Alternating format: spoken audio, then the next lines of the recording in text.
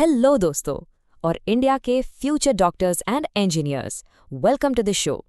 आज हम फिजिक्स के एक ऐसे चैप्टर में घुसने वाले हैं जो सुपर सुपर इंपॉर्टेंट है, ऑसिलेशंस।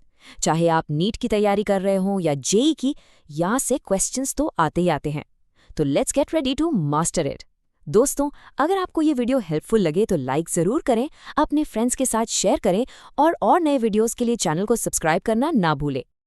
तो सोचो जरा, इन सब अलग अलग चीजों में आखिर ऐसी क्या बात है जो कॉमन है? इन सब के पीछे है एक सिंगल पावरफुल फिजिक्स प्रिंसिपल। ये सब अपनी एक सेंट्रल पोजीशन के आगे और पीछे यानी टू एंड फ्रो मूव करते हैं, और इसी खूबसूरत मोशन को हम कहते हैं ऑसिलेशंस। आज हम इसके हर एक कॉन्सेप्ट को बिल्कुल क्रिस्टल क्लियर कर देंगे।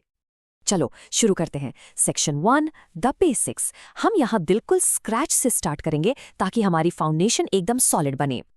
ओके, सबसे पहले इन दो टर्म्स के बीच का फर्क समझो, क्योंकि यहाँ बहुत कंफ्यूजन होती है। पीरियोडिक मोशन मतलब कोई भी मोशन जो एक फिक्स टाइम के बाद अपने आप को रिपीट करे। सिंपल, जैसे अर्थ सूरज के चक्कर लगाती है हर साल। पर ऑसिलेटरी मोशन थोड़ा स्पेशल है।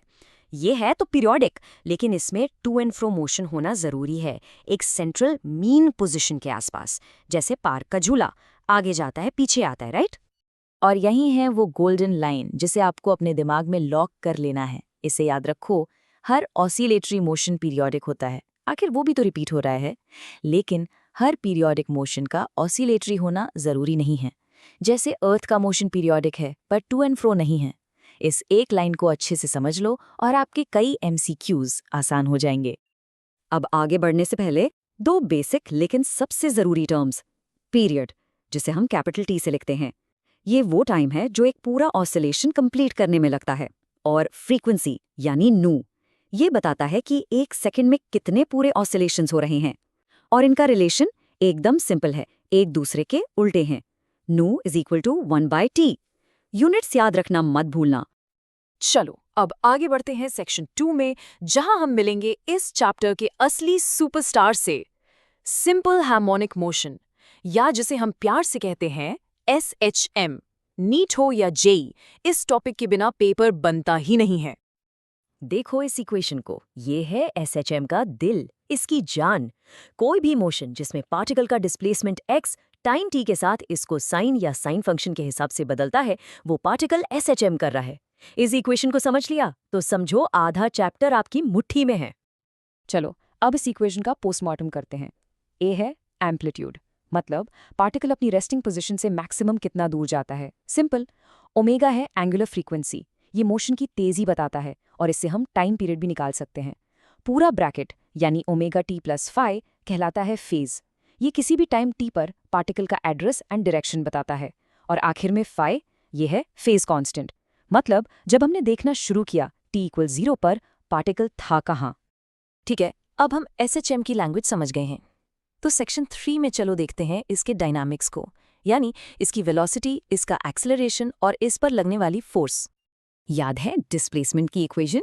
बस उसको टाइम के रिस्पेक्ट में डिफरेंशिएट कर दो और आपको मिल जाएगी वेलोसिटी।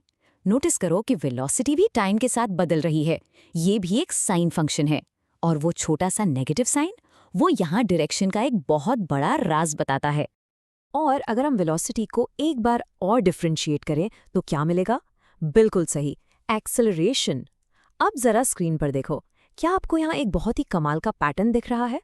वो a cos of omega t + phi, ये कुछ जाना पहचाना लग रहा है ना? जी हाँ, ये तो हमारा ओरिजिनल डिस्प्लेसमेंट x था। और यही है दोस्तों SHM की असली पहचान, इसकी defining condition. Acceleration a displacement x के डायरेक्टली प्रोपोर्शनल है। इसका मतलब समझो, पार्टिकल जितना दूर जाएगा उतना ही जोर से उसको वापस खींचा जाएगा। और वो नेगेटिव साइन, वो चिल्ला चिल्ला के कह रहा है कि एक्सेलरेशन की डायरेक्शन हमेशा हमेशा मीन पोजीशन की तरफ होती है। ये टेबल आपके एग्जाम्स के लिए एक गोल्ड माइन है, इसका स्क्रीनशॉट ले लो, इसको अच्छे से रट लो, क्योंकि इससे डायरेक्ट क्वेश्चंस आते हैं। देखो, मीन पोजीशन पर जहां डिस्प्लेसमेंट 0 है वहां वेलोसिटी मैक्सिमम होती है और एक्सेलरेशन 0।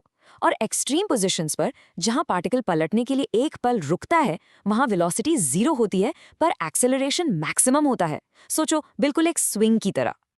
अब ये तो आसान है, जहां एक्सेलरेशन है वहां फोर्स तो होगी ही, न्यूटन का second law F equals ma, बस एक्सेलरेशन की वैल्यू डाल दो और हमें फोर्स मिल जाती है F equals minus m omega squared x। और अगर हम इस m ओमेगा स्क्वायर्ड को एक नया कांस्टेंट k कह दें, जिसे स्प्रिंग कांस्टेंट कहते हैं, तो फॉर्मूला बन जाता है F इक्वल्स माइनस kx। यही है वो रिस्टोरिंग फोर्स। ठीक है, हमने मोशन और फोर्स की बात कर ली, पर इस सब में जो एनर्जी है उसका क्या?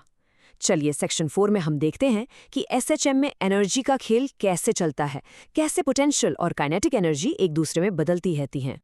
पोटेंशियल एनर्जी यानी स्टोर्ड एनर्जी, इसका फॉर्मूला है हाफ kx²। अब फॉर्मूला में x है तो साफ है, जहां डिस्प्लेसमेंट यानी x मैक्सिमम होगा वहां पोटेंशियल एनर्जी भी मैक्सिमम होगी। बिल्कुल वैसे ही जैसे एक स्विंग जब अपनी सबसे ऊंची पोजीशन पर होता है तो उसमें सारी एनर्जी स्टोर्ड होती है। और अब आती है काइनेटिक एनर्जी यानी मोशन की एनर्जी। इसका फॉर्मूला है हाफ mv²। यहाँ v है तो जहां वेलोसिटी मैक्सिमम होगी वहीं काइनेटिक एनर्जी भी मैक्सिमम होगी। और वेलोसिटी मैक्सिमम कहाँ होती है? बिल्कुल सही, मीन पोजीशन पर। जब स्विंग नीचे से तेजी से गुजरता है उसकी सारी एनर्जी काइनेटिक होती है। तो जब पोटेंशियल एनर्जी बढ़ती है तो काइनेटिक कम हो जाती है, और जब काइनेटिक बढ़ती है तो पोटेंशियल कम हो जाती है। लेकिन जब हम इन दोनों को ऐड करते हैं तो हमें मिलती है टोटल एनर्जी, और इसका फॉर्मूला देखो, हाफ ka²। इसमें ना x है ना t। इसका मतलब एसएचएम की टोटल एनर्जी हमेशा कांस्टेंट रहती है, हमेशा।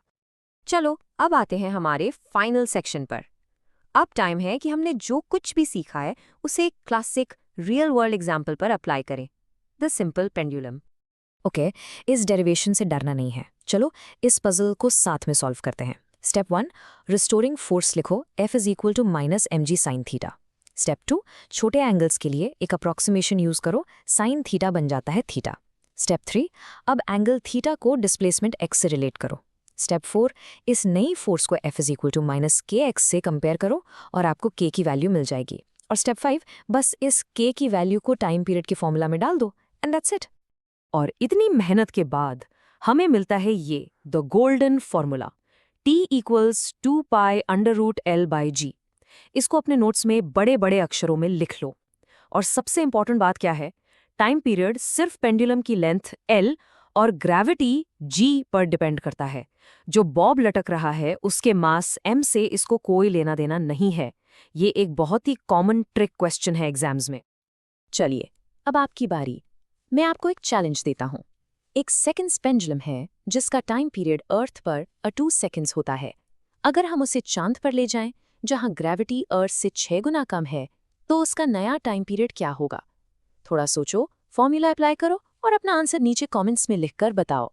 लेट्स सी कौन इसको क्रैक करता है। तो ये था हमारा detail explainer on oscillations. I really hope कि इससे आपके सारे कॉन्सेप्ट्स अब एकदम क्लियर हो गए होंगे। दोस्तों, अगर आपको ये वीडियो हेल्पफुल लगे तो लाइक जरूर करें, अपने फ्रेंड्स के साथ शेयर करें और नए वीडियोस के लिए चैनल को सब्सक्राइब करना ना भूलें। Keep practising, keep learning and all the very best for your exams.